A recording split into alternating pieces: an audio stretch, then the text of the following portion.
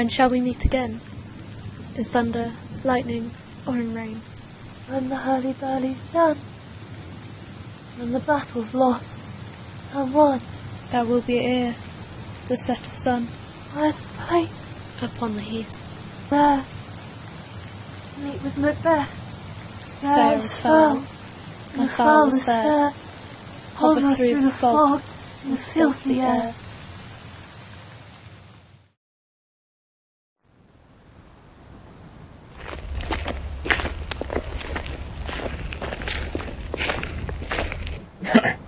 What bloody man is that? He can report, as seemeth by his plight, of the revolt the new estate. States the king the knowledge of the broilers thou didst leave it. Doubtful, it stood, as two spent swimmers that do cling together and choke their art. The merciless MacDonald, worthy to be a rebel, yet to that the multiplying villainies of nature do swarm upon him. For brave Macbeth, well he deserves that name, disdaining fortune with his brandished steel which smoked with bloody execution, like valour's minion carved out his passage till he faced the rebel, which ne'er shook hands, nor bade farewell to him, till he unseamed him from the nave to the chaps, and fixed his head on your battlements. Worthy gentleman. Mark, King of Scotland, mark. No sooner justice had with valour armed compelled these skipping kerns to trust their heels, but the Norwegian lord, surveying vantage, with furbished arms and new supplies of men, began a fresh assault. Dismayed not this our captains, Macbeth and Banquo? If I say sooth, I must report. They were as cannons overcharged with double cracks, so they doubly redoubled strokes upon the foe, except they meant to bathe in reeking wounds, or memorise another Golgotha. I cannot tell. Who comes here? The worthy Thane of Ross. God save the king. Whence camest thou, worthy Thane? From Fife, great king, where the Norwegian banners flout the sky and fan our people cold. Norway himself, of terrible numbers, assisted by this most disloyal traitor, the Thane of Cawdor, began a dismal conflict, till that Bologna's bridegroom lapped in proof, confronted him with self-comparisons, point against point rebellious, arm against arm, curbing his lavish spirit, and to conclude, the victory fell on us. Yes! No, please, my lord.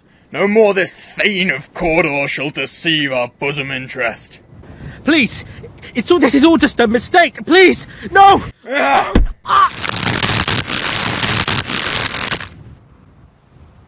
Go pronounce his present death, and with his former title greet Macbeth. I'll see it done. What he hath lost, noble Macbeth hath won.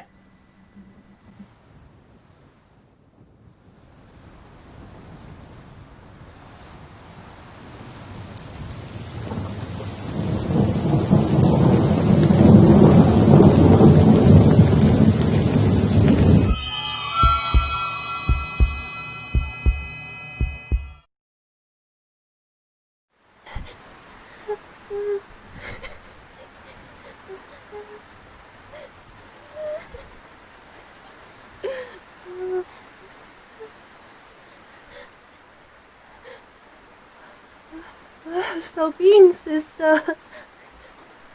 Killing swine. Sister, what thou? The sailor's wife had chestnuts in her lap, and munched and munched and munched. Give me, quoth I. I'll right thee, witch. The rump-fed Runyon cries. I'll give thee a rind. Thou art kind. A drum! A drum! Macbeth does come. So foul and fair a day I have not seen. How far is called to Fours? What are these so withered and wild in their attire, that look not like the inhabitants of the earth, and yet are on it? Live you, or are you aught that man may question? You seem to understand me. Speak, if you can. What are you? All hail Macbeth. Hail to thee, Thane of Gamiz. All hail Macbeth. Hail to thee, Thane of Cawdor. All hail Macbeth. Thou shalt be king hereafter. Good sir, why do you start and seem to fear things that do sound so fair?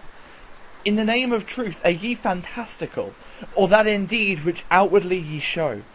My noble partner you greet with present grace and great prediction of noble having and of royal hope, that he seems rapt withal. To me you speak not. If you could look into the seas of time and say which grain will grow and which will not, speak then to me, who neither beg nor fear your favours nor your hate. Hail. Hail. Lesser than Macbeth, but greater. Not so happy, yet much happier. Thou shalt get kings, though thou be none. All hail Macbeth and Banquo. So all hail Macbeth and Banquo. Stay, you imperfect speakers, tell me more. By Sinel's death I know that I am Thane of Glamis, but how of Cawdor? Say from whence you owe this strange intelligence. Speak, I charge you.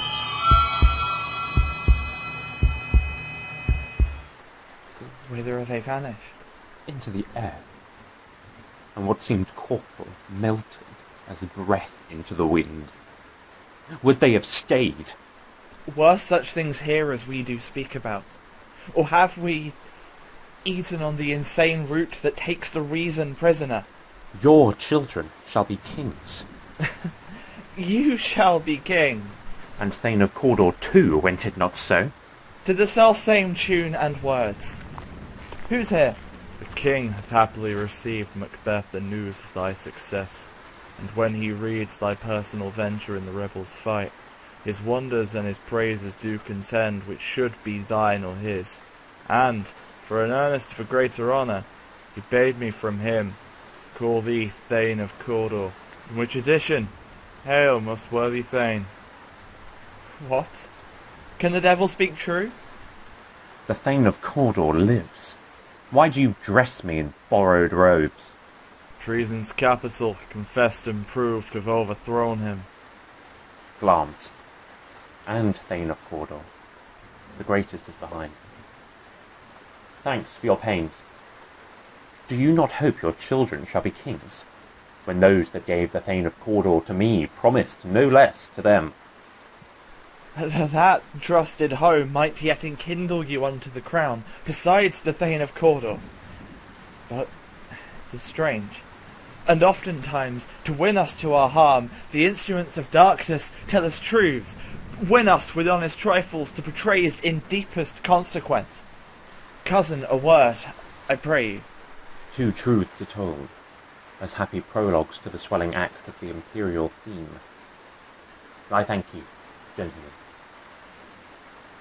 Cannot be ill. Cannot be good. If ill, why hath it given me earnest of success, commencing in a truth? I am Thane of Cawdor. If good, why do I yield to that suggestion whose horrid image doth unfix my hair, and make my seated heart knock at my ribs against the use of nature? Present fears are less than horrible imaginings. My thought, whose murder yet is but fantastical, shakes so my single state of man that function is smothered in surmise. Nothing is, but what is not. Look how our partner's wrapped. If chance will have me king, why, chance may crown me without my stir. Worthy Macbeth, we stay upon your leisure. Give me your favour. My dull brain was wrought with things forgotten. Let us toward the king. Think upon what hath chanced, and at more time, the interim having waited, let us speak our free hearts each to other. Very gladly.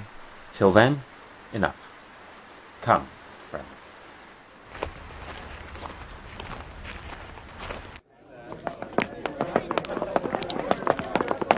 Oh, worthiest cousin!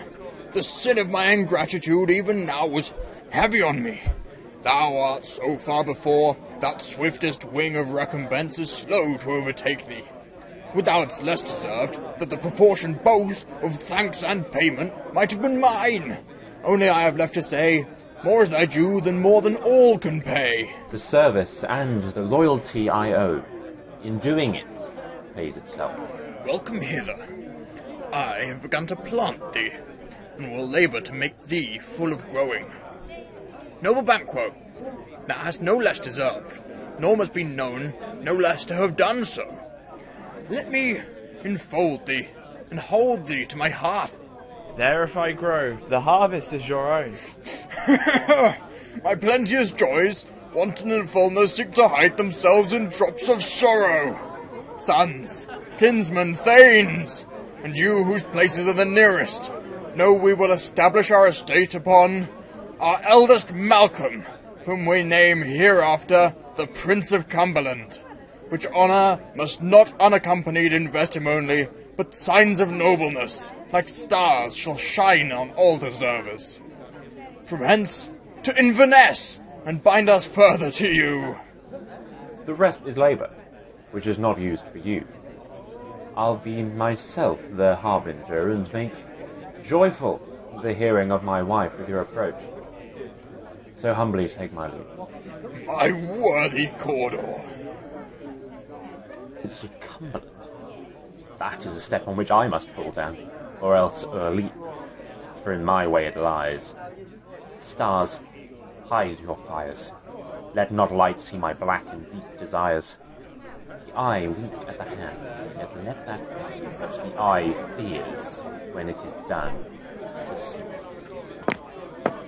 True, worthy Banquo, he is full so valiant, and in his commendations I am fed. It is a banquet to me. Let's after him, whose care is gone before to bid us welcome. It is a peerless kinsman.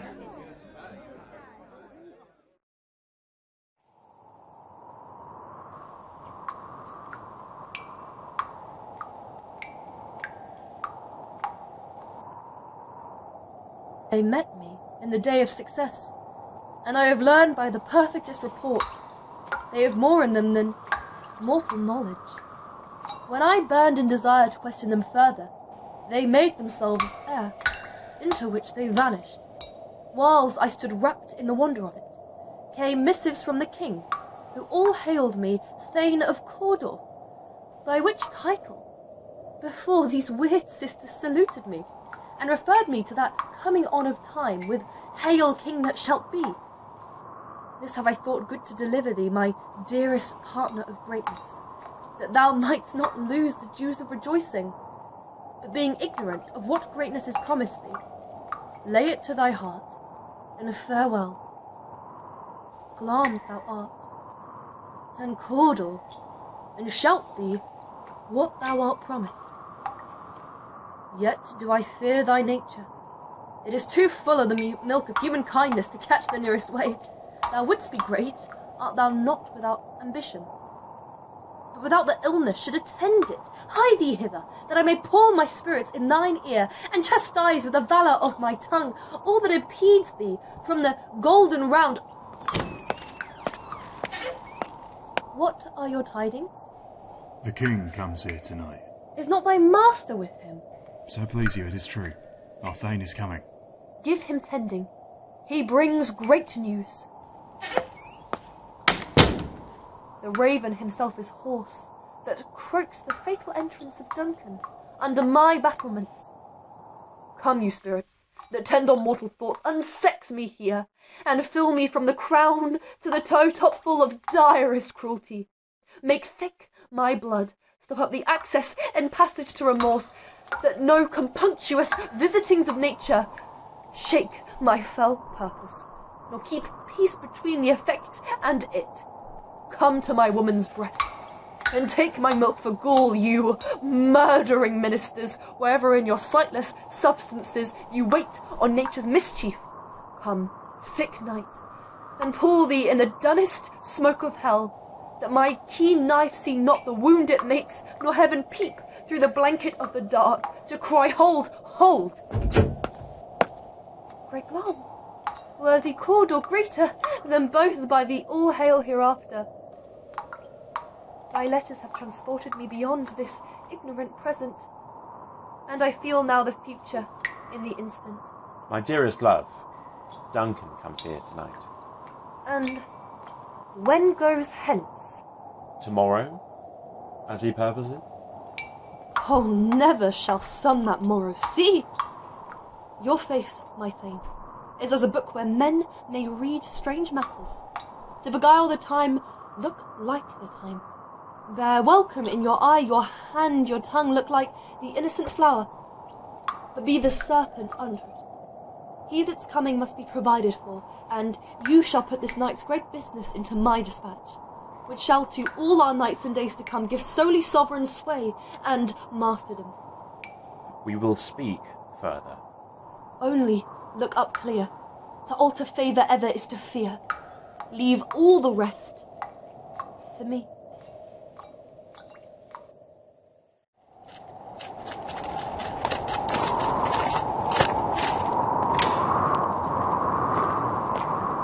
This castle hath a pleasant seat.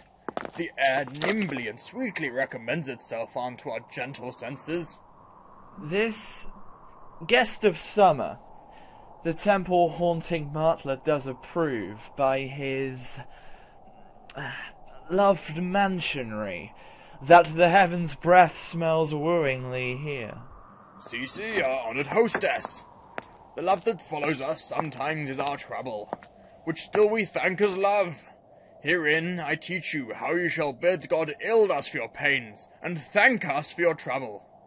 All our service, and every point twice done, and then double were poor and single business to contend against these honours deep and broad wherewith your majesty loads our house.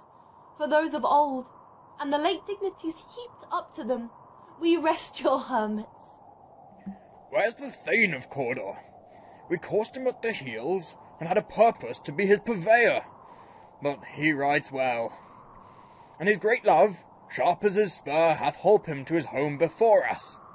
Fair and noble hostess, we are your guest tonight. Your servants ever have theirs, themselves and what is theirs, in compt, to make their audit at your highest pleasure, still return your own. Give me your hand. Conduct me to mine host. We love him highly, and shall continue our graces towards him. By your leave, hostess.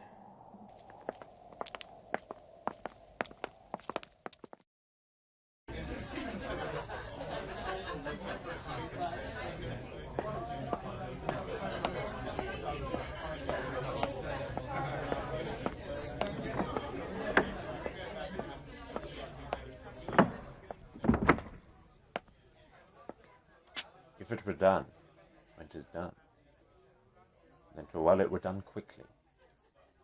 If the assassination could trammel up the consequence, and catch with his surcease success, that but this blow might be the be-all and the end-all here.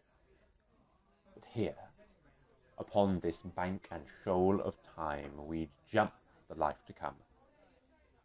But in these cases we still have judgment here, that we but teach bloody instructions, which, being taught, return to plague the inventor. This even-handed justice commends the ingredients of our poisoned chalice to our own lips.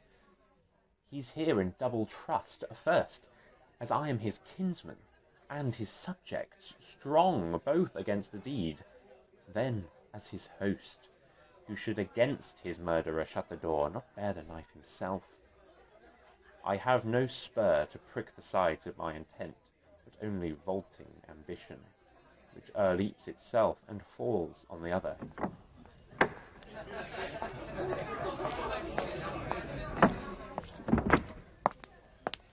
How now? What news? He hath almost supped. Why have you left the chamber? Hath he asked for me? Know you not he has? We will proceed no further in this business. He hath honoured me of late, and I have brought golden opinions from all sorts of people, which would be worn now in their newest gloss, not cast aside so soon. Was the hope drunk wherein you dressed yourself, Hath it slept since, and wakes it now to look so green and pale? And what it did so freely, from this time, such I account thy love. Art thou afeard to be the same in thine own act and valour as thou art in desire? Wouldst thou have been that which thou esteemed the ornament of life, and live a coward in thine own esteem, letting I dare not wait upon I would, like the poor cat in the adage? Prithee, peace. I dare do all that may become a man. Who dares do more is none. What beast was then that made you break this enterprise to me? When you durst do it, then you were a man, and to be more than what you were, you would be so much more the man. Nor time, nor place did then adhere. And yet you would make both. They have made themselves, and that their fitness now does unmake you. I have given suck, and know how tender 'tis to love the babe that milks me. I would, while it was smiling in my face, have plucked my nipple from his boneless gums and dashed the brains out, had I so sworn as you have done to this. If we should fail? We fail? But screw your courage to the sticking place, and we'll not fail. When Duncan is asleep, whereto the rather shall his day's hard journey soundly invite him, his 2 chamberlains, will I with wine and wassail so convince that memory, the warder of the brain, shall be a fume, and the receipt of reason a limbeck only, when it swinish sleep their drenched natures lie as in a death. What cannot you and I perform upon the unguarded Duncan? What not put upon his spongy officers, who shall bear the guilt of our great quell? Will it not be received, when we have marked with blood those sleepy 2 of his own chamber and used their very daggers, that they had done't? Who dares receive it other? As we shall make our griefs and clamour roar upon his death. I am settled, and bend up each corporal agent to this terrible feat. Away, and mock the time with fairest show. False face must hide what the false heart doth know.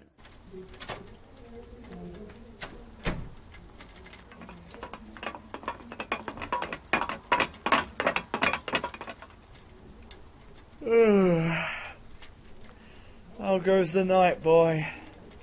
The moon is down. I've had not the clock. And she goes down at 12. I take it 'tis later, sir. Hold. Take my sword. There's husbandry in heaven. Their candles are all out. Take thee that too. A heavy summons lies like lead upon me, and yet I would not sleep. Merciful powers restrain me in the cursed thoughts that nature gives way to in repose. Give me my sword. Who's there? A friend. What, sir? Not yet at rest? The king's abed. He hath been in unusual pleasure, and sent forth great largesse to your offices. This diamond he greets your wife withal by the name of most kind hostess, and shut up in measureless content. Being unprepared, our will became the servant to defect, which else should free abroad. All's well. I dreamt last night of the 3 wed sisters. To you they have showed some truth. I think not of them. Yet, when we can treat in an hour to serve, we would spend it in some words upon that business, if you would grant me time. At your kindest leisure. If you shall cleave to my consent, when 'tis, it shall make honour for you. So I lose none, in seeking to augment it, but still keep my bosom franchise and allegiance clear. I shall be counselled. Good repose the while. Thanks, sir. The like to you.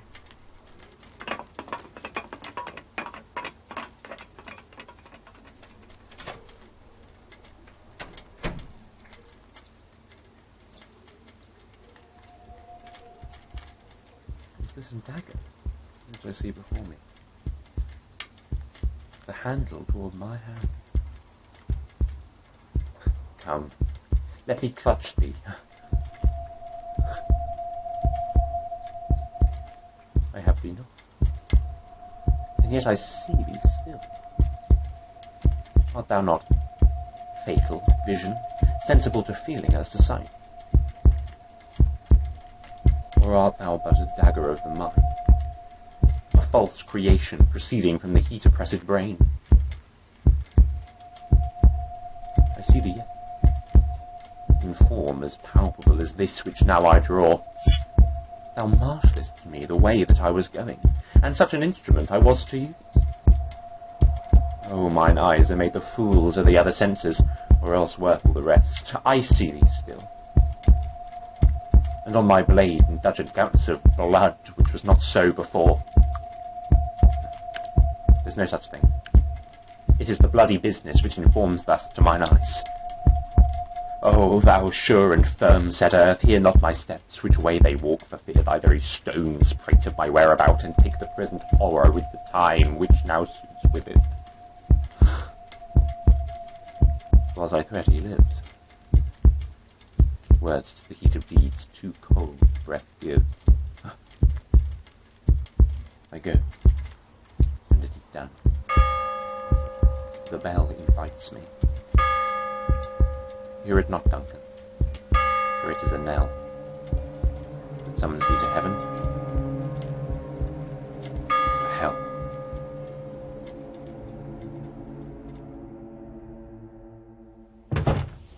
That which hath made them drunk hath made me bold.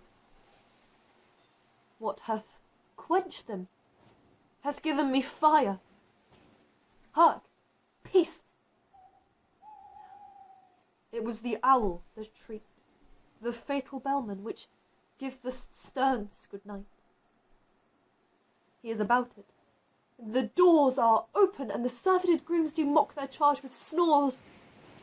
I have drugged their possets, that death and nature do contend about them, whether they live or die. Who's there? What? How? Alack! I am afraid they have awakened, and 'tis not done. The attempt and not the deed confounds us. Hark!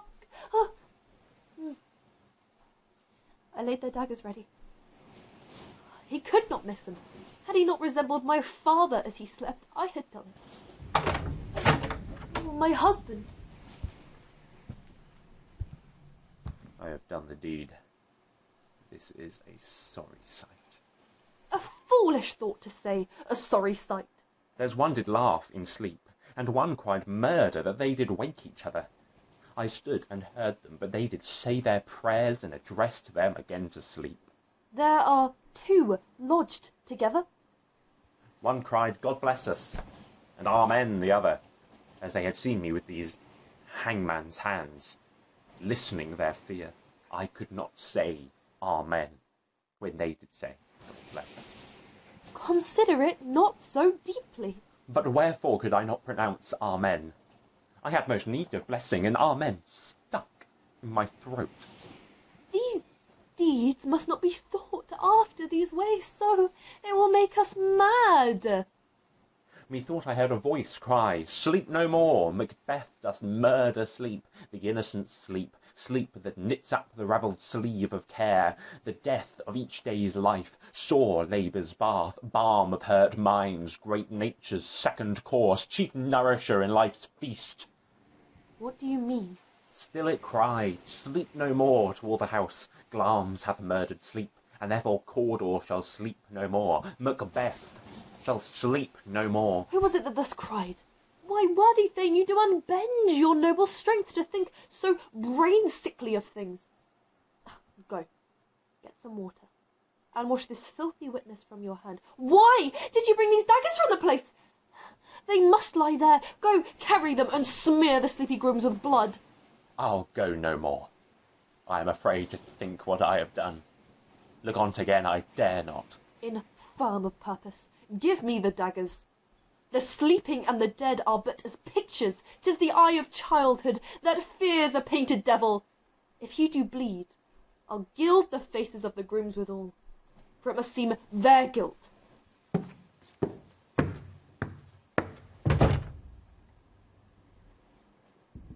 Whence is that knocking?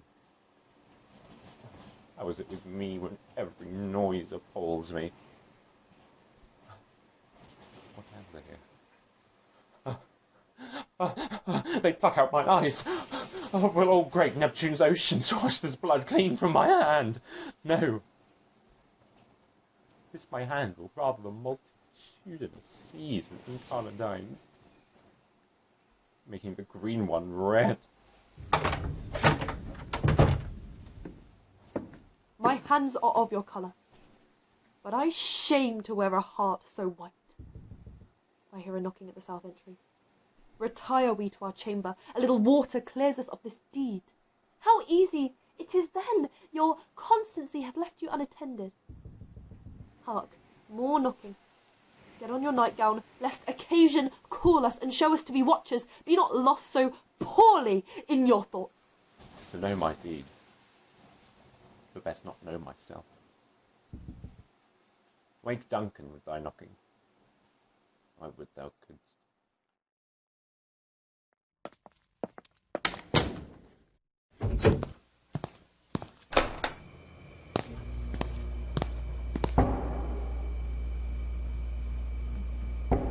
Here's a knocking indeed.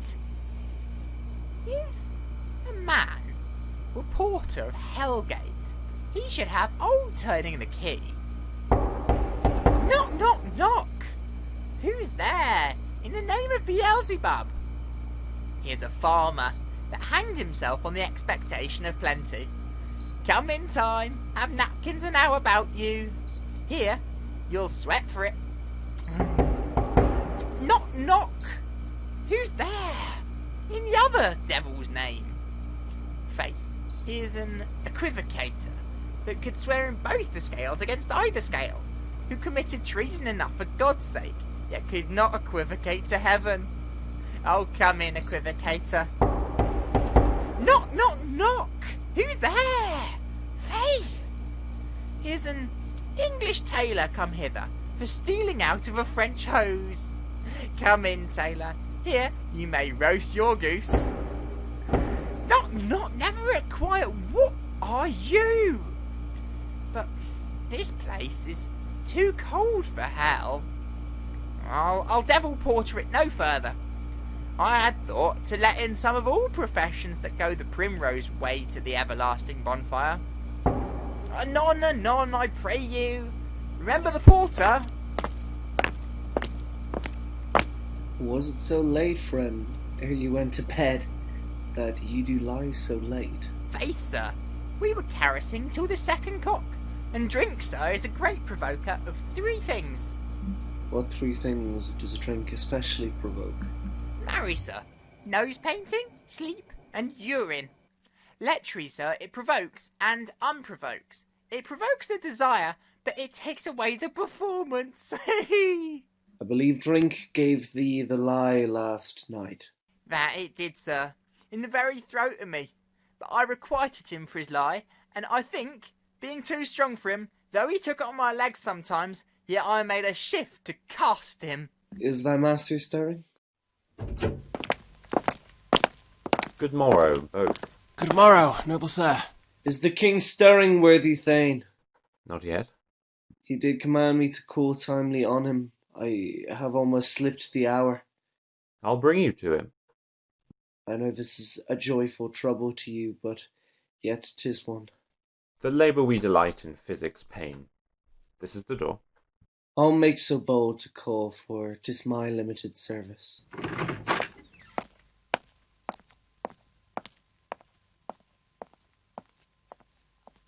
The night has been unruly. Where we lay, our chimneys were blown down, and as they say, lamentings in the air, strange screams of death. Some say the earth was feverous and did shake. 'Twas a rough night.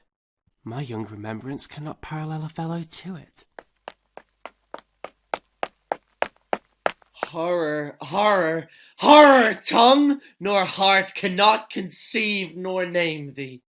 What's the matter? most sacrilegious murder hath broke ope the Lord's anointed temple, and stole thence the life of the building. Mean you my father? Do not bid me speak, see, and then speak yourselves. Awake! Awake! Ring the alarum bell! Murder and treason! As from your graves rise up and walk like sprites to countenance this horror. Ring the bell!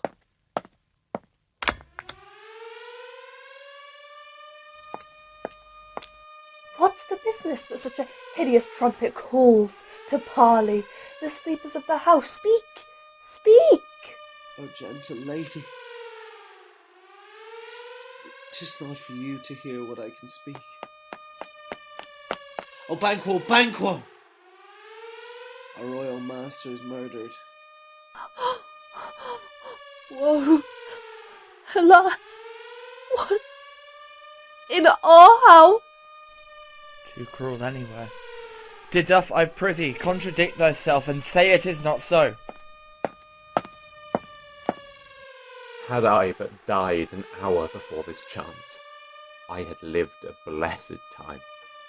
For from this instant there's nothing serious in mortality. The spring, the head, the fountain of your blood is stopped. The very source of it is stopped. The royal father's murdered. Oh. By whom? Those of his chamber, as it seemed, had done it. Their hands and faces were embadged with blood. So were their daggers, which unwiped we found upon their pillows. They stared and were distracted. No man's life was to be trusted with them. Yet I do repent me of my fury, that I did kill them. Wherefore did you so? You can be wise, amazed, temperate and furious, loyal and neutral in a moment. No man. The expedition mined violent about round the paws of reason. Here lay Duncan, his silver skin laced with his golden blood, and his gashed stabs looked like a breach in nature for Ruin's wasteful entrance. There, the murderers, steeped in the colours of their trade, their daggers unmannily breached with gore. Who could refrain? That had a heart to love, and in that heart courage to make love known. Why do we hold our tongues that most may claim this argument for us?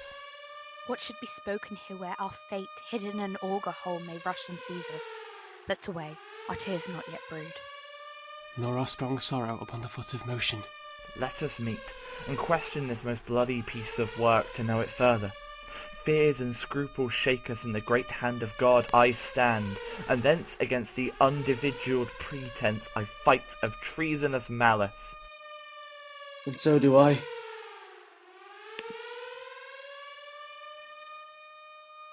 So all.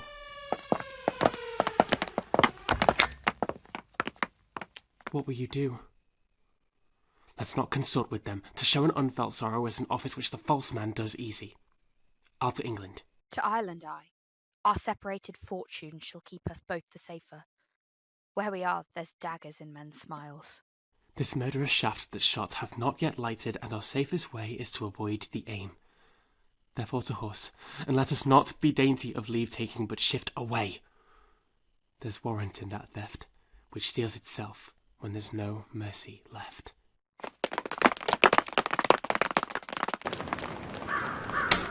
Within the volume of which time I have seen hours dreadful and things strange, but this sore night has trifled former knowings. Thou seest, the heavens is troubled with man's act, threaten his bloody stage. By the clock 'tis day, and yet dark night strangles the travelling light. 'Tis unnatural, even like the deed that's done.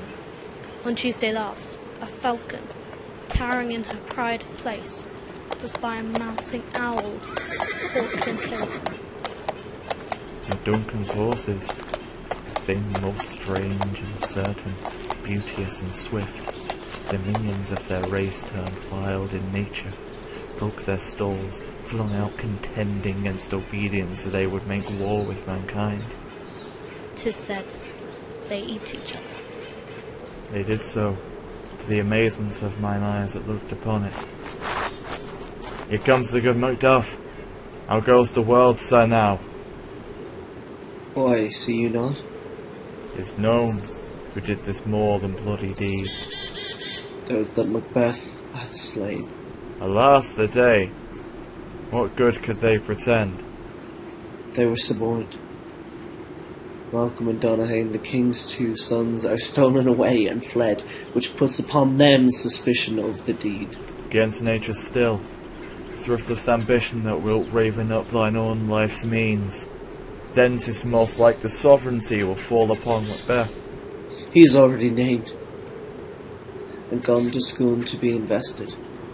Will you to Scone? No, cousin. All to Fife. Well, I will thither. When may you see things well done there. Adieu, lest our old robes sit easier than our new. Farewell, sister. God's benison go with you, and with those that would make good of bad, and friends of foes.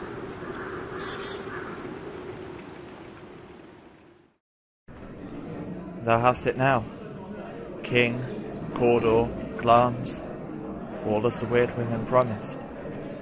And I fear thou play'st most foully for it. Yet it was said, it should not stand in thy posterity, but that myself should be the root and father of many kings.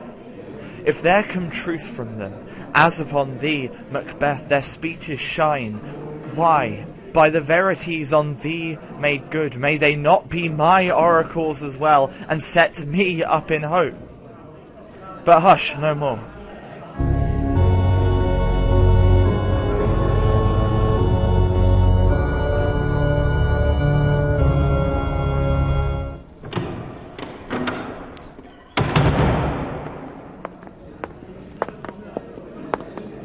Here's our chief guest. If he had been forgotten, it had been as a gap in our great feast, and all thing unbecoming. Tonight we hold a solemn supper, sir, and I'll request your presence. Let your highness command upon me, to the which my duties are with a most indissoluble tie forever knit. Ride you this afternoon? Aye, my good lord. We should have else desired your good advice, which still hath been both brave and prosperous in this day's council. But we'll take tomorrow. Is't far you ride? As far, my lord, as will fill up the time twixt this and supper. Fail not our feast. My lord, I will not. Goes Fleance with you? Aye, my good lord. I wish your horse is swift and sure of foot, and so I do commend you to their backs. Farewell.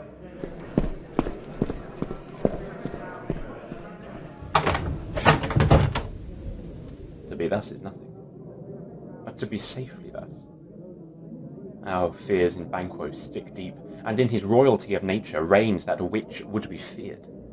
'Tis much he dares, and to that dauntless temper of his mind he hath a wisdom that doth guide his valour to act in safety. There is none but he whose being I do fear, and under him my genius is rebuked, as it is said Mark Antony's was by Caesar. He chid the sisters when first they put the name of king upon me, and bade them speak to him. Then, prophet-like, they hailed him father to a line of kings. Upon my head they placed a fruitless crown, and put a barren sceptre in my gripe. Thence, to be wrenched with an unlineal hand, no son of mine succeeding. Rather than so, come fate into the list, and champion me to the utterance. Who's there? Now, go to the door and stay there till we call. Was it not yesterday we spoke together? It was, so please your highness. Well then, now have you considered of my speeches? Know that it was he, in the times past, which held you so under fortune. Would you thought it been our innocent self? You made it known to me. I did so, and went further, which is now our point of second meeting. Do you find your patience so predominant in your nature that you can let this go? I am one, my liege, whom the vile blows and buffets of the world have so incensed that I am reckless of what I do to spite the world. Both of us know Banquo was your enemy. So is he mine. and in such bloody distance, that every minute of his being thrusts against my list of life. And though I could with barefaced power sweep him from my sight and forbid my will about it, yet I must not. For certain friends that are both his and mine, whose loves I may not drop, but wail his fall, who I myself struck down, and hence it is that I to your assistance do make love, masking the business from the common eye for sundry weighty reasons. I shall, my lord, perform what you command me. Your spirit shines through you. Within this hour at most, I will advise you where to plant yourself. Acquaint you with the perfect spy of the time, the moment on, for it must be done tonight. And something from the palace always thought that I require a clearance, and with him to leave no rubs nor botches in the work.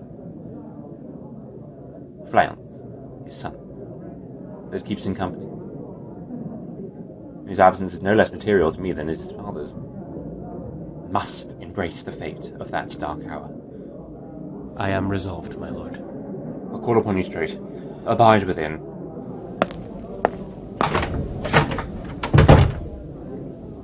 It is concluded. Banquo, thy soul's flight, if it find heaven, must find it out tonight. Naught's had, all spent. Where our desire is got without content, 'tis safer to be that which we destroy than by destruction dwell in doubtful joy. How now, my lord? Why do you keep alone of sorriest fancies your companions making? Using those thoughts which should indeed have died with them they think on. If things without all remedy should be without regard, what's done is done. We have scotched the snake, not killed her. She'll close and be herself, whilst our poor malice remains in danger of her former tooth. But let the frame of things disjoint, both the world suffer. Ere we will eat our meal in fear and sleep in the afflictions of those terrible dreams, shake us nightly. Better be with the dead, whom we, to gain our peace, have sent to peace, than on the torture of the mind to lie in restless ecstasy. Come on, gentle my lord, sleek over your rugged looks, be bright and jovial among your guests tonight. So shall I, love, and so I pray be you. Let your remembrance apply to Banquo. Present him eminence, both with eye and tongue. Unsafe the while, that we must lave our honours in these flattering strings, and make our faces visits to our hearts, disguising what they are. You must leave this. Oh, full of scorpions is my mind, dear wife. Thou know'st that Banquo and his Fleance lives. But in them nature's copy not a turn. There's comfort yet. They are assailable. Then be thou jocund, ere the bat hath flown his cloistered flight, ere to black Hecate's summons the shard-born beetle with his drowsy hums hath rung night's horning peal. There shall be done a deed of dreadful note. What's to be done? Be innocent of the knowledge, till thou applaud the deed. Come, sealing nose, scarf up the tender eye of pitiful day, and with thy bloody and invisible hand cancel and tear to pieces that great bond which keeps me pale. Light thickens, and the crow makes wing to the rooky wood. Good things of day begin to droop and drowse, while night's black agents to their praise do rouse. Thou marvellest at my words, but hold thee still. Things bad begun make strong themselves by ill. So prithee, go with me.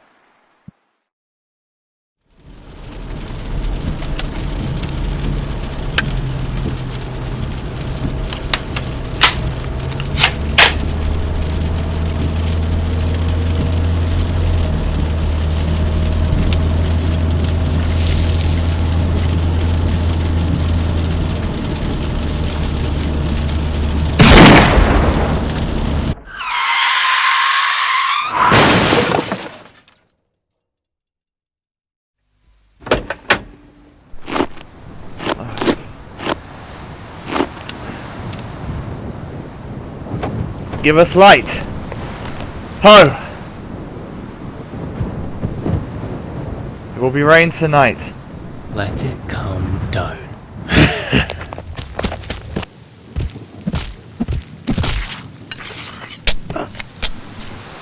Oh, treachery! Fly, good Fleance! Fly, fly! Thou mayst revenge! Oh, slay! There's but one down. The sun is fled.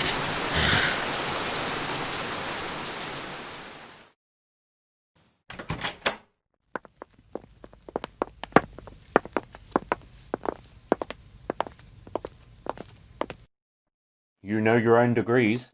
Sit down. At first and last, the hearty welcome. Ourself will mingle with society, and play the humble host. Our hostess keeps her state, but in best time we will require her welcome. Pronounce it for me, sir, to all our friends, for my heart speaks they are welcome. See, they encounter thee with their hearts' thanks. Both sides are even. Here I'll sit i' the midst. Be large in mirth, anon we'll drink a measure the table round. There's blood on thy face. 'Tis Banquo's then. 'Tis better thee without than he within. Is he dispatched? My lord, his throat is cut. That I did for him. Thou art the best of the cutthroats. Yet he's good that did the like for Fleance, if thou didst it. Thou art the non-pariel. Most royal sir, Fleance escaped. Then comes my fit again. I had else been perfect, whole as the marble, founded as the rock, as broad and general as the casing air. But now I am cabined, cribbed, confined, bound in to saucy doubts and fears. But Banquo is safe. Ay, my good lord, safe in a ditch he bides with 20 trenched gashes on his head. The least a death to nature. Thanks for that. Get thee gone. Tomorrow we'll hear ourselves again.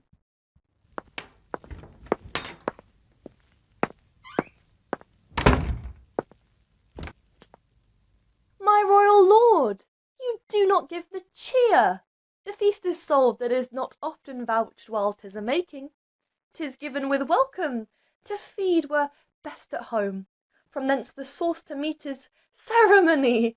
Meeting were bare without it. Sweet remembrance, sir. Now, good digestion wait on appetite, and health on both.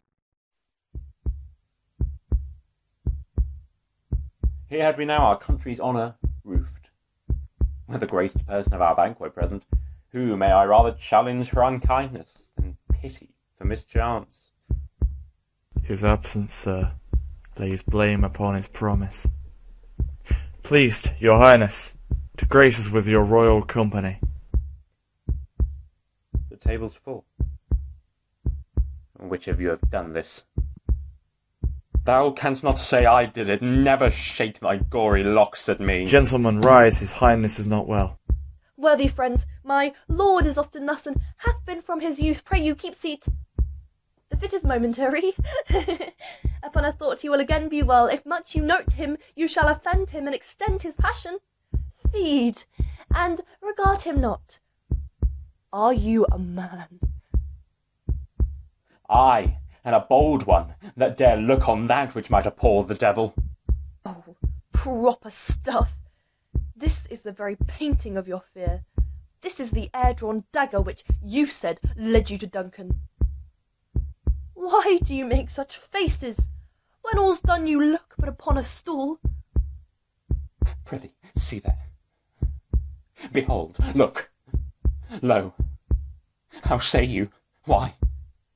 What care I? If thou canst not, speak too.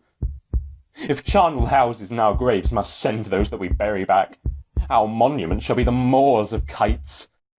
What? Quite unmanned in folly. If I stand here, I saw him. Fie, for shame! Blood hath been shed ere now. Ay, the olden time, ere human statute purged the gentle wheel. And since 2 murders have been performed, too terrible for the ear. The times have been that when the brains were out, the man would die. And there an end. But now they rise again. My worthy lord, your noble friends do lack you. Oh, do you forget? Do not muse at me, my most worthy friends. I have a strange infirmity, which is nothing to those that know me. Come, love and health to all. Then I'll sit down. Give me some wine. Fill full. I drink to the general joy of the whole table, and to our dear friend Banquo, whom we miss. Will you hear? To all and him, we first, and all to all.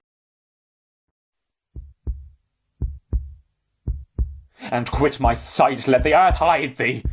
Thy bones are marrowless, thy blood is cold, thou hast no speculation in those eyes which thou dost glare with. Think of this, good peers, but as a thing of custom, 'tis no other, only it spoils the pleasure of the time. What man dare?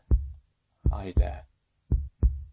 Approach thou like the rugged Russian bear, the armed rhinoceros or the Hyrcan tiger. Take any shape but that, and my firm nerves shall never tremble, or be alive again. And dare me to the desert with thy sword. Hence, horrible shadow, unreal mockery, hence. Why, so being gone, I am a man again. Pray you, sit still. You have displaced the mirth, broke the good meeting, with most admired disorder. Can such things be, and overcome us like a summer's cloud without our special wonder? You make me strange even to the disposition that I owe, when now I think you can behold such sights and keep the natural ruby of your cheeks, when mine is blanched with fear. What sights, my lord? I pray you, speak not. He grows worse and worse. Question enrages him at once. Good night. Stand not upon the order of your going. Go at once. A kind good night to all.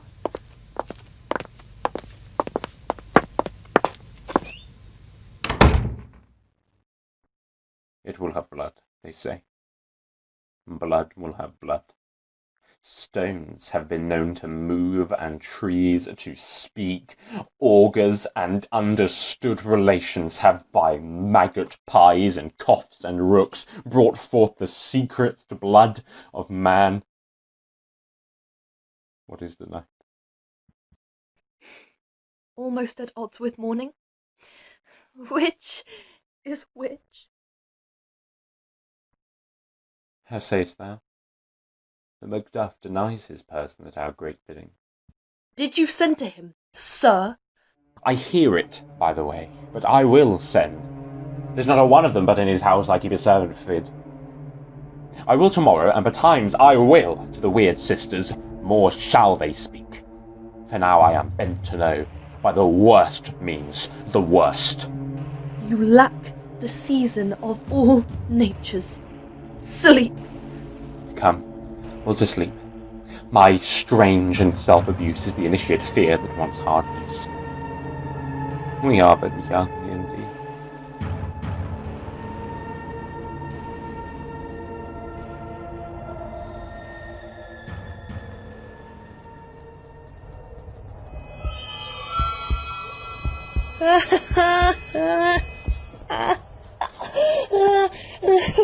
By the pricking of my thumbs, something wicked this way comes. Oh, open locks, whoever knocks. How now, you secret black and midnight hags? What is't you do? A deed, without a name. I conjure you, by that which you profess. Howe'er you come to know it, answer me. Speak. We'll answer. Tell me, thy unknown power. She knows thy thought. Hear our speech, but say thou naught. Macbeth! Macbeth! Macbeth! Beware, Macduff. Beware the Thane of Fife. Doesn't miss me enough. Whate'er thou art, for thy good caution, thanks. Thou hast harped my fear aright, but one word more. She will not be commanded. Here's another, more potent than the first. Macbeth. Macbeth. Had I 3 ears, I'll clear thee.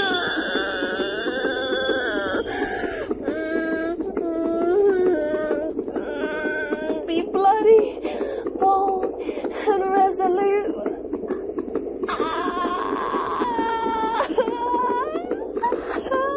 Laugh to scorn the power of man, for none of woman born shall harm Macbeth.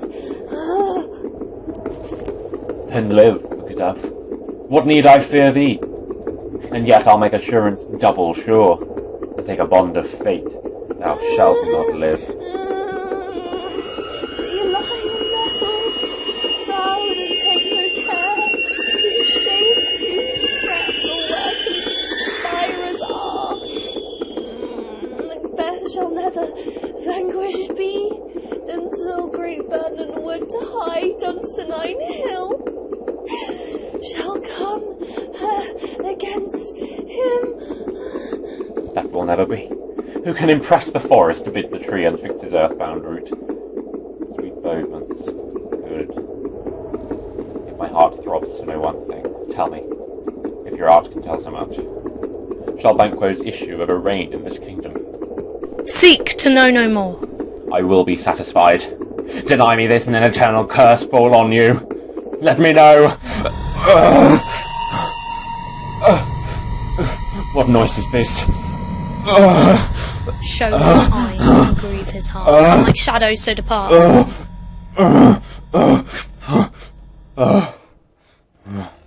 Filthy hags. Why do you show me this? Where are they? Gone.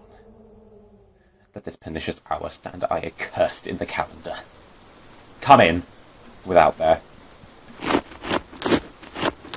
What's your grace's will? Saw you, the weird sisters? No, my lord. Came they not by you? No, indeed, my lord. Infected be the air whereon they ride, and damned all those that trust them.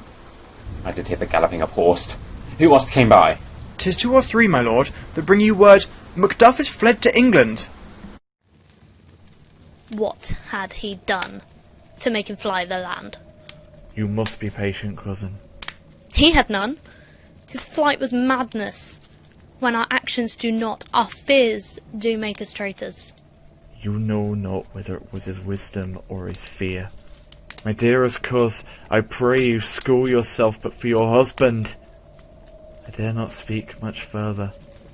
But cruel are the times when we are traitors and do not know ourselves, and we hold rumour from what we fear, yet know not what we fear, but float upon a wild and violent sea each way and move. I take my leave of you. Shall not be long, but I'll be here again. Things at the worst will cease, or else climb upward to what they were before. My pretty cousin, blessings upon you. Fathered he is, and yet he's fatherless. I am so much a fool should I stay longer. It would be my disgrace and your discomfort. I'll take my leave at once.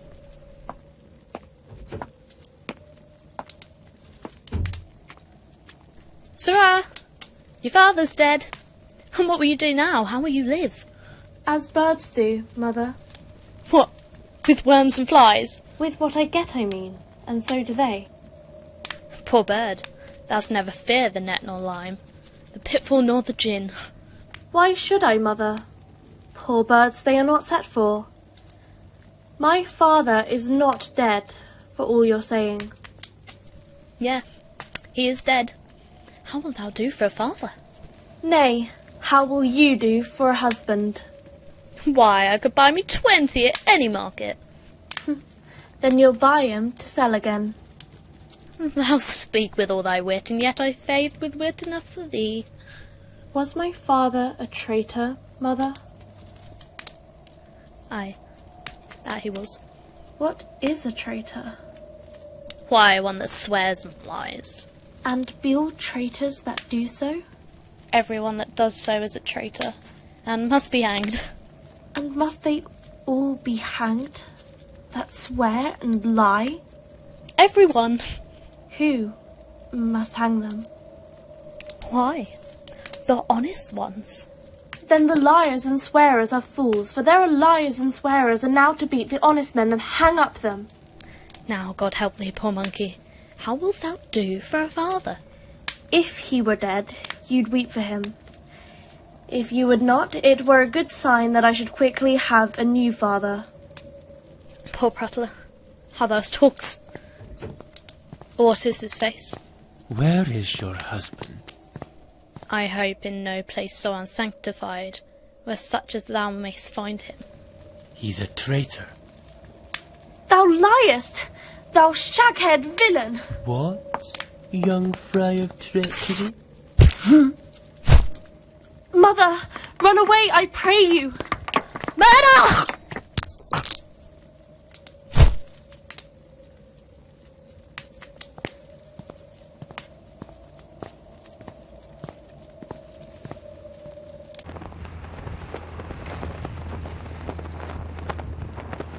Let us seek out some desolate shade, and there weep our sad bosoms empty. Let us rather hold fast the mortal sword, and like good men, destroy their downfall and birth them. Each new morn, new widow's howl, new orphan's cry, new sorrows strike heaven on the face that it resounds, as if it felt with Scotland, and yelled out like syllables of dolor. What I believe I'll wail, what no believe, and what I can redress as I shall find the time to friend, I will. What you have spoke, it may be so perchance. This tyrant, whose sole name blisters our tongues, was once thought honest. You have loved him well. He hath not touched you yet. I am young, but something you may deserve of him through me, and wisdom to offer up a weak, poor, innocent lamb to appease an angry god. I am not treacherous. But Macbeth is. That which you are, my thoughts cannot transpose. Angels are bright still, though the brightest fell. I have lost my hopes. Perchance even there, where I find my doubts. Why in that rawness left you wife and child, those precious motives, those strong knots of love, without leave-taking? Be not offended. I speak not as in absolute fear of you. I think our country sinks beneath the yoke. It weeps, it bleeds, and each new day a gash is added to her wounds. I think withal there would be hands uplifted in my right. But for all this, when I shall tread upon the tyrant's head, or wear it on my sword, yet my poor country shall have more vices than it had before, more suffer, and more sundry ways than ever by him that shall succeed. What should he be? It is myself, I mean, in whom I know all the particulars of vice so grafted that when they shall be opened, black Macbeth will seem as pure as snow, and the poor state esteem him as a lamb, being compared with my confineless harms. Not in the legions of horrid hell can come a devil more damned in evils to top Macbeth. I grant him bloody, luxurious, avaricious, false, deceitful, sudden, malicious, smacking of every sin that has a name, but there's no bottom, none, in my voluptuousness. Your wives, your daughters, your matrons, and your maids could not fill up the cistern of my lust, and my desire all continent impediments would overbear that did oppose my will.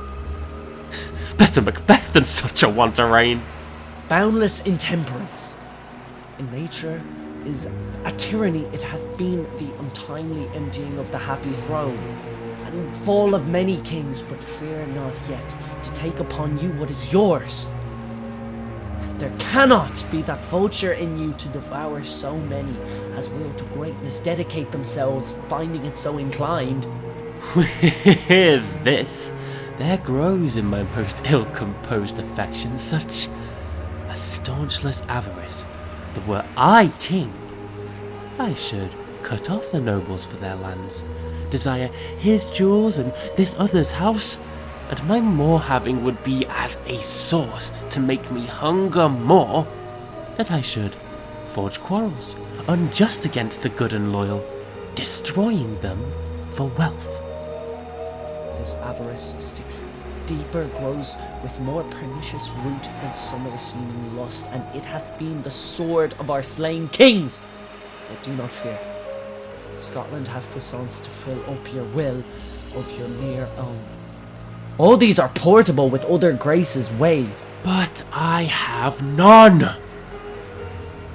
The king becoming graces as justice, verity, temperance, stableness, bounty, perseverance, mercy, lowliness, devotion, patience, courage, fortitude, I have no relish of them, but abound in the division of each several crime, acting it in many ways. Nay, had I power, I should pour the sweet milk of concord into hell, uproar the universal peace, confound all unity on earth. If such a one be fit to govern, speak. I am as I have spoken. Fit to govern? No, not to live, O nation miserable. With an untitled tyrant bloody sceptred, when shalt thou see thy wholesome days again? Since that the truest issue of thy throne by his own interdiction stands accursed, and does blaspheme his breed, fare thee well.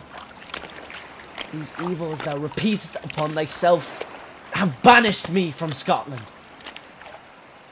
Macduff, this noble passion, child of integrity, hath from my soul wiped the black scruples, reconciled my thoughts to thy good truth and honour. Devilish Macbeth, by many of these trains hath sought to win me into his power, and modest wisdom plucks me from overcredulous haste. I put myself to thy direction, and unspeak mine own detraction. Here abjure the taints and blames I laid upon myself, for strangers to my nature. I am yet unknown to woman, never was forsworn, scarcely have coveted what was mine own, at no time broke my faith, would not betray the devil to his fellow, and delight no less in truth than life. My first false speaking was this upon myself: what I am truly is thine and my poor country's to command. Whither indeed, before thy here approach, old Sigrun, with 1,000 warlike men already at a point, was setting forth. Now we'll together, and the chance of goodness be like our warranted quarrel. Why are you silent? Such welcome and unwelcome things at once, 'tis hard to reconcile. See who comes here. My ever gentle cousin, welcome hither. Sir, amen. Stand Scotland where it did. Alas, poor country, almost afraid to know itself. It cannot be called our mother, but our grave, when nothing but who knows nothing is once seen to smile. What's the newest grief? That of an hour's age doth hiss the speaker, each minute teems a new one. How does my wife? And all my children? The tyrant has not battered at their peace? They were well at peace when I did leave them. When I came hither to transport the tidings which I have heavily borne, there ran a ransom of many worthy fellows that were out, which was to my belief witness the rather, for that I saw the tyrant's power afoot. Now is the time of help. Be it their comfort, we are coming thither. Gracious England hath lent us good Sigrun and her men. Would I could answer this comfort with the like, but I have words that would be howled out in the desert air where hearing should not latch them. The general cause? Or is it a fee grief due to some single breast? No mind that's honest, but in it share some woe, though the main part pertains to you alone. If it be mine, keep it not from me. Quickly let me have it. Let not your ears despise my tongue forever, which shall possess them with the heaviest sound that ever yet they heard. Your castle is surprised, your wife and babe savagely slaughtered, to relate the manner whereon the quarry of these murdered deer, to add the death of you. Merciful heaven! What, man? Now pour your hat upon your brows. Give sorrow words. The grief that does not speak whispers the overfought heart and bids it break. My children. Wife, children, servants, all that could be found. Be comforted. Let's make medicines of our great revenge to cure this deadly grief. He has no children. All my pretty ones. Did you say all? Oh, hellkite, all! What, all my pretty chickens? And their dam at one fell swoop. Dispute it like a man! I shall do so, but I must also feel it as a man. I cannot but remember such things were most precious to me. Sinful Macduff, they were all struck for thee. Not that I am, not for their own demerits, but for mine fell slaughter on their souls. Be this the whetstone of your sword. Let grief convert to anger. Blunt not the heart. Enrage it. Bring thou this fiend of Scotland and myself. Within my sword's length set him. Come, go eat the king. Our power is ready. Our lack is nothing but our leave. Receive what cheer you may. The night is long that never finds the day.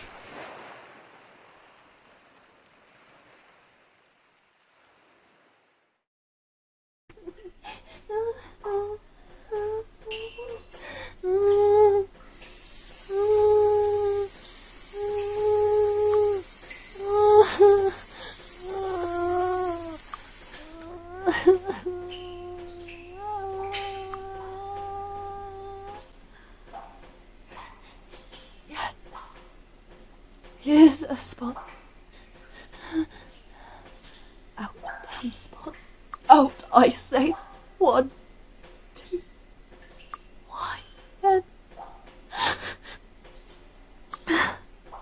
'Tis time to do it. Hell is murky. Fly, my lord, fly. A soldier and afeard. What need we fear, who knows it, when none can call our power to account? Yet who would have thought the old man to have had so much blood in him?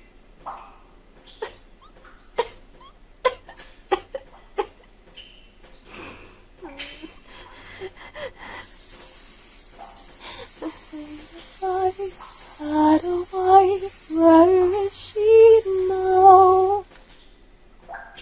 What, will these hands ne'er be clean? No more of that, my lord. No more of that, you mar with all the starting. Here's the smell of blood still. All the perfumes that remain will not sweeten this little hand. Oh, oh, oh, oh.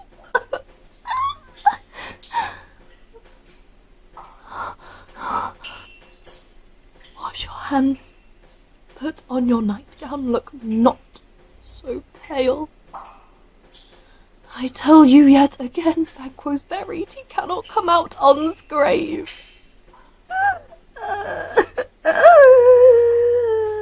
To bed, to bed. There's knocking at the gate. Come, come, come, come. Give me your hand. What's done cannot be undone. To bed, to bed, to bed.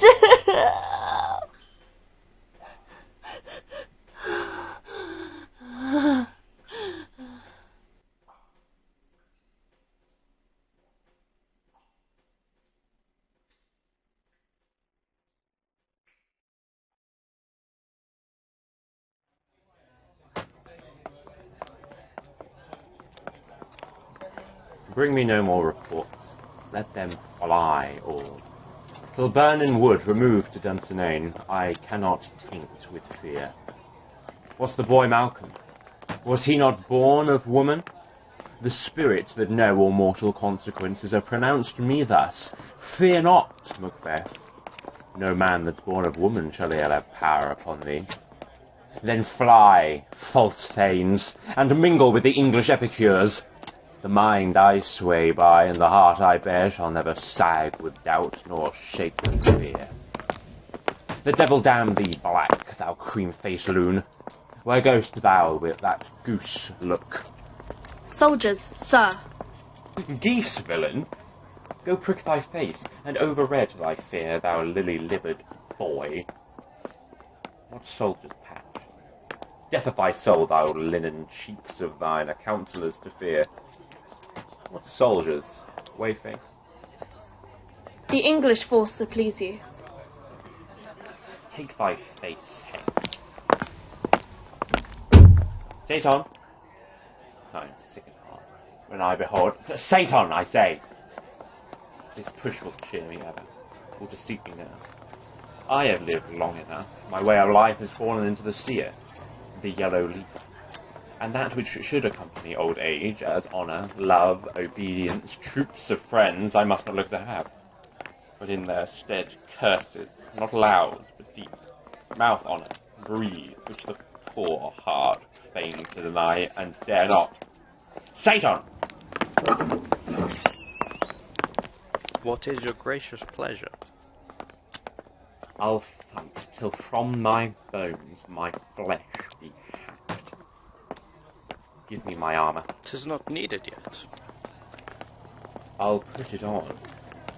Send out more horses. Scur the country round. Hang those that talk of fear.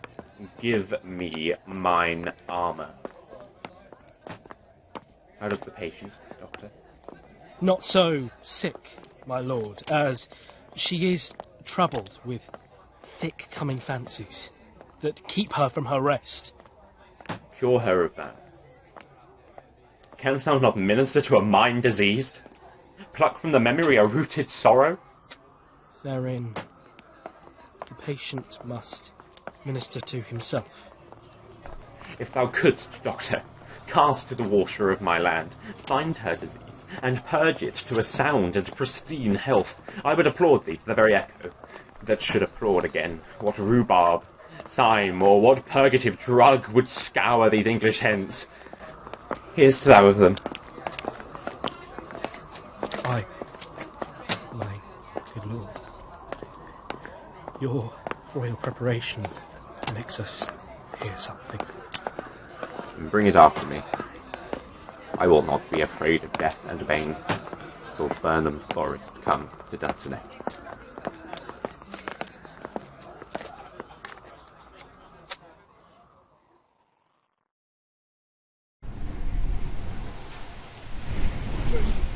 I don't want to hang like the others, please. Shut up, you miserable wretch!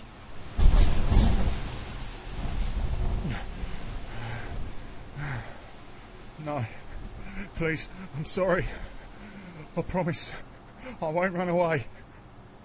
You're pathetic. Better you hang here with all the rest. I'll fight, I swear it.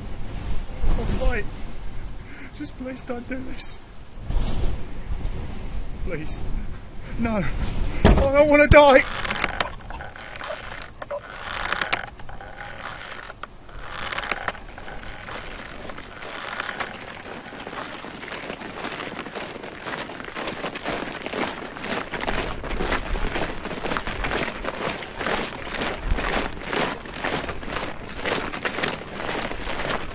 I hope the days are near at hand that Chambers will be safe. I doubt it nothing.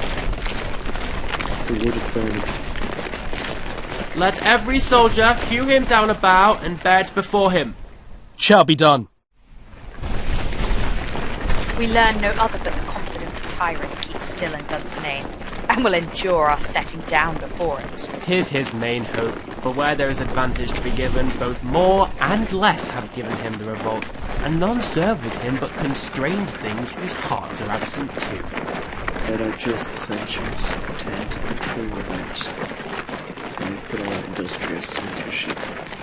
The time approaches. That will with due decision make us know what we shall say we have and what we owe. Thoughts speculative their unsure hopes relate, but certain issue strokes must arbitrate. Towards which, advance the war.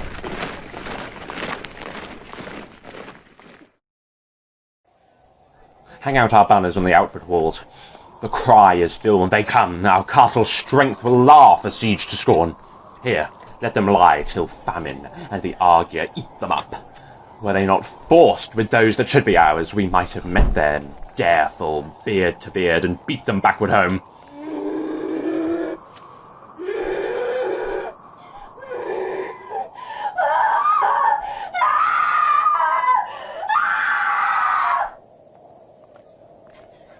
I have almost forgot the taste of fierce. The time has been. My senses would have cooled to hear a night shriek, and my fell of hair would at a dismal treatise rouse and stir as life were in. I have supped full with horrors. Direness, familiar to my slaughterous thoughts, cannot once stop. Wherefore was that cry? The Queen, my lord, is dead. She should have died hereafter. There would have been a time for such a word. Tomorrow and tomorrow and tomorrow creeps in this petty pace from day to day to the last syllable of recorded time, and all our yesterdays have lighted fools the way to dusty death. Out, out, brief candle! Life but a walking shadow, a poor player that struts and frets his hour upon the stage and then is heard no more. It is a tale told by an idiot, full of sound and fury, signifying nothing. Thou comest to use thy tongue, thy story quickly. Gracious, my lord, I should report that which I say I saw, but know not how to do it. Well, say, sir. As I did stand my watch upon the hill, I looked toward Burnham, and anon, methought the wood began to move. Liar and slave! Let me endure your wrath if it be not so. Within this 3 mile may you see them coming. If thou speak'st false, upon the next tree thou shalt hang alive till famine cling thee. If thy speech sooth, I care not if thou dost for me as much. I pull in resolution and begin to doubt the equivocation of the fiend that lies like truth. Fear not till Burnham Wood do come to Dunsinane, and now a wood comes towards Dunsinane. Arm! Arm and out! If this which he avouches does appear, there is nor flying hence nor tarrying here. I gin to be aweary of the sun, and wish the estate of the world were now undone. Ring the alarm bell. Blow, wind. Come, rack. At least we'll die with harness on our back.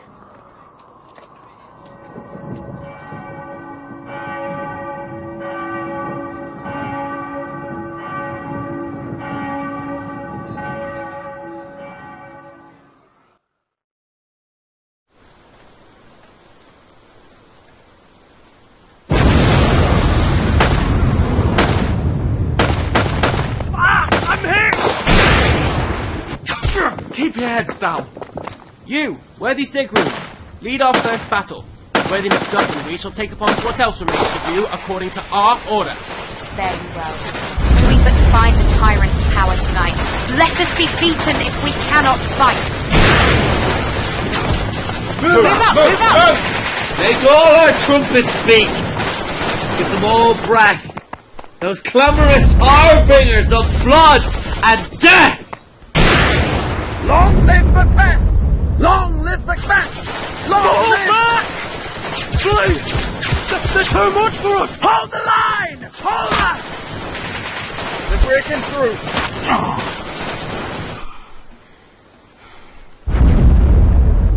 They have tied me to a stake. I cannot fly, but bear-like I must fight the cause. What's he that was not born of a woman? Such a one am I to fear, or none.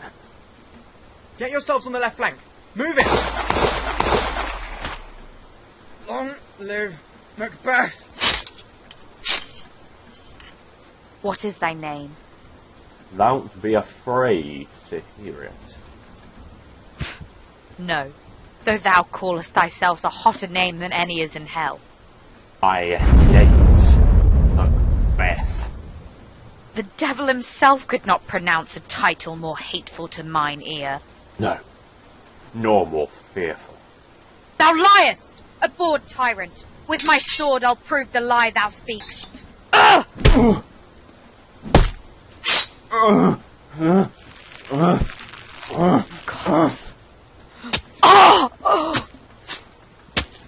Thou wast born of woman, but swords I smile at. Weapons laugh to scorn, brandished by one that's of a woman born. That way the noises. Tyrant, show thy face! If thou beest slain, and with no stroke of mine, my wife and children's ghosts will haunt me still. I cannot strike at wretched kerns whose arms are hired to bear their staves. Either thou, Macbeth, or else my sword with an unbattered edge I sheathe again undeeded. There thou shouldst be.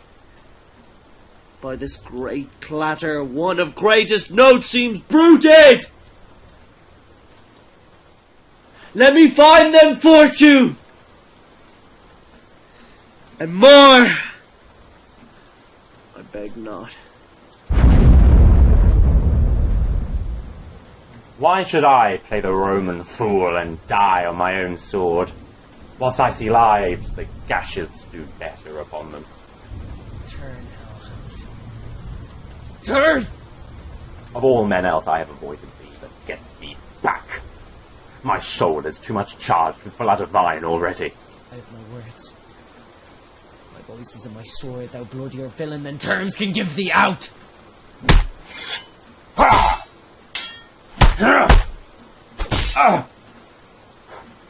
Thou losest labour. As easy mayst thou the entrenchant air with thy keen sword impress as make me bleed. Let fall thy blade on vulnerable crests. I bear a charmed life, which must not yield to one of woman born. Spare thy charm, and let that angel whom thou still hast served tell thee Macduff was from his mother's womb untimely ripped. Accursed be that tongue that tells me so. For it hath cowed my better part of man. I'll not fight with thee. Then yield thee, coward, and live to be the show and gaze of the time. We'll have thee, as our rarer monsters are, painted on a pole and underwrit, "Here may you see the tyrant." I will not yield to kiss the ground before young Malcolm's feet, and to be baited with the rabble's curse. Though Burnham would be come to Dunsinane, and thou opposed being of no woman born, yet I will try the last. Before my body I throw my warlike shield. Lay on, Macduff, and damned be him that cries, "Hold, enough!"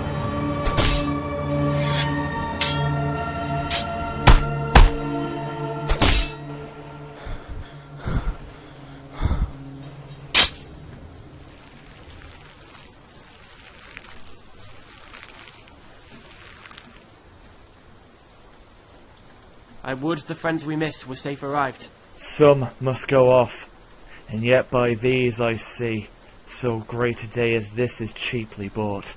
Macduff is missing, and Sigrun. My lord has paid a soldier's debt, the which no sooner had her prowess confirmed in the unshrinking station where she fought. Then she is dead. Aye, and brought off the field. Your cause of sorrow must not be measured by his worth, for then it hath no end. I would not wish her to a fairer death, and so her knell is knolled. She's worth more sorrow, and that I'll spend for her. Hail, King! So thou art. Behold where stands the usurper's cursed head. The time is free. I see thee compassed with thy kingdom's pearl, that speak my salutation in their minds, whose voices I desire aloud with mine. Hail, King of Scotland! Hail, King of Scotland! Hail, King of Scotland! My thanes and kinsmen, henceforth be earls, the first that ever Scotland in such an honour named. What's more to do, which will be planted newly with the time, as calling home our exiled friends abroad that fled the snares of watchful tyranny, producing forth the cruel ministers of this dead butcher and his fiend-like queen, who, as 'tis thought, thyself and violent hands took off. This and what needful else that calls upon us, by the grace of grace, we will perform in measure, time, and place. So, thanks to all at once, and to each one, whom we invite to see us crowned